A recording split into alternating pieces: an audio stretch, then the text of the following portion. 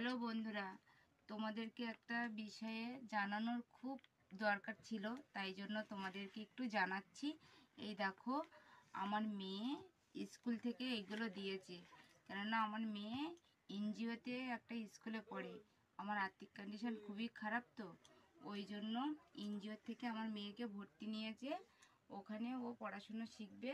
ওখানে সকালেই যায় পড়তে, ঠিক আছে। আর তা ওখান থেকে এই দেখো, এই জিনিসগুলো দিয়েছে। 3 মাস অন্তর অন্তর জিনিসগুলো দেবে আমার মেয়েকে। তা কি কি দিয়েছে তোমাদেরকে একটু আমি দেখাচ্ছি। এই দেখো কি কি দিয়েছে আমার মেয়েকে, কি কি জিনিস দিয়েছে। এই দেখো, এতগুলো খাতা দিয়েছে আমার মেয়েকে। সত্যি আমি খুব খুশি, ও আমার মেয়েও খুব খুশি, তাই তো? ভীষণ খুশি। কেননা ওর বাবার এগুলো কিনে দেওয়ার সত্যি ক্ষমতাটুকু নেই, ঠিক আছে। মানে আর্থিক কন্ডিশন যেটা বলে একদমই খারাপ, যার জন্য। এই দেখো, এটা কলগেট দিয়েছে, একটা একটা ব্রাশ দিয়েছে,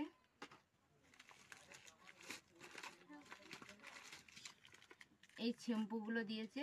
এগুলো সব 3 মাস করতে হবে আমাকে, 3 মাস মানে ব্যবহার করতে হবে, 3 মাস পরে আবার পাবে। এই 2খানা সাবান দিয়েছে গায়ে মাখার, একটা নিরমার প্যাকেট দিয়েছে,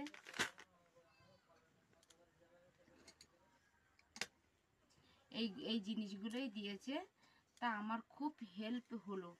মানে এগুলো আমাকে খুব কষ্ট করে কিনে যোগান দিতে হচ্ছিল। মানে সংসারটা চালাতে হচ্ছিল। সংসারে তো এগুলো তো লাগে না, সাবান শ্যাম্পু সবটাই লাগে। তা বাদে বাচ্চাদের লেখাপড়া শেখানোর জন্য খাতা বই পেন এগুলোও কিনতে লাগে। কিন্তু আমার খুব কষ্ট করেই চলছিল। তা আমার খুব হেল্প হলো, আমাকে ওনারা হেল্পও করলো আমার বাচ্চাটাকে ওখানে ভর্তি নিয়ে।